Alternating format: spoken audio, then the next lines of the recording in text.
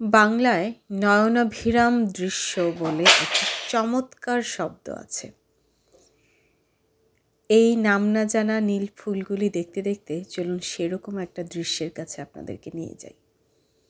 নয়নাভিরাম দৃশ্য, এখানে এক একটা ফ্রেম, এক একটা যতদূর দৃষ্টি যায় তাকালে এমন সুন্দর সুন্দর দৃশ্য চোখে পড়ে যে তখন এই বাংলা ইংরেজি কঠিন কঠিন শব্দগুলোর মর্মার্থ মনে হয় যে আমি বুঝতে পারি। তো আজকের এই পড়ন্ত বিকেলে গিয়েছিলাম এখানকার যে লোকাল লেকের পার বিচ, সেখানে। সুইডেনে ছোট বড় অনেক লেক আছে এবং প্রায় প্রতিটা অঞ্চলেই প্রতিটা জায়গাতেই একটা করে লেক থাকে এবং সেটার পাড়ে বিচ বানিয়ে রাখে। সেখানে ওরা রিল্যাক্স করে, সুইডিশরা রিল্যাক্স করে, বাচ্চারা খেলাধুলা করে, সুইমিং করে। তো সেই রকমই একটা ছোট্ট নিরিবিলি গ্রামীণ পরিবেশের একটা লেকের পাড়ে গিয়েছিলাম আমরা এই পড়ন্ত বিকেলে।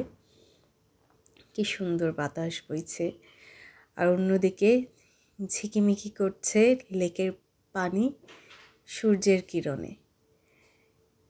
এখানে আমার মনে পড়ছিল বুদ্ধদেব বসুর চিল্কাই সকাল কবিতার কথাটা। কি ভালো আমার লাগলো আজ এই সকালবেলা।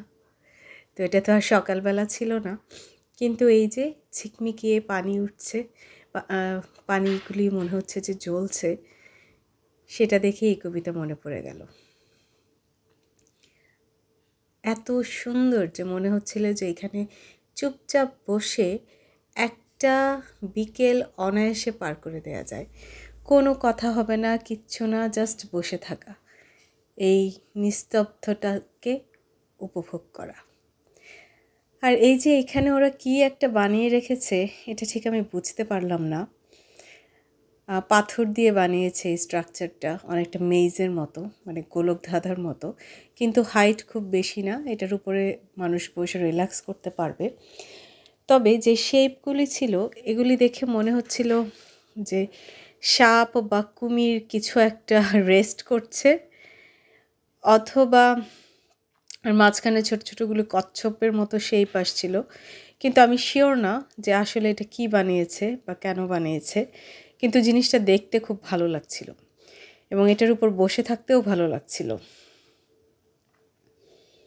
এটা বিচের পাশে, আর ওই পাশে আছে একটা ফুটবল মাঠ। ওখানে এই এলাকাটা কিন্তু ফুটবল খেলাধুলার জন্য খুব রিনাউন্ড।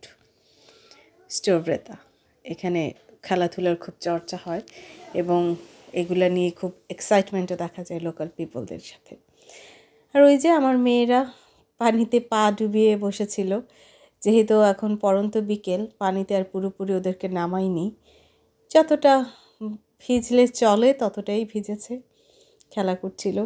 ছোট মেয়েকে তো কিছুতেই উঠানো যাবে না, সে উঠবেই না, অথচ শীতে কাঁপছিল।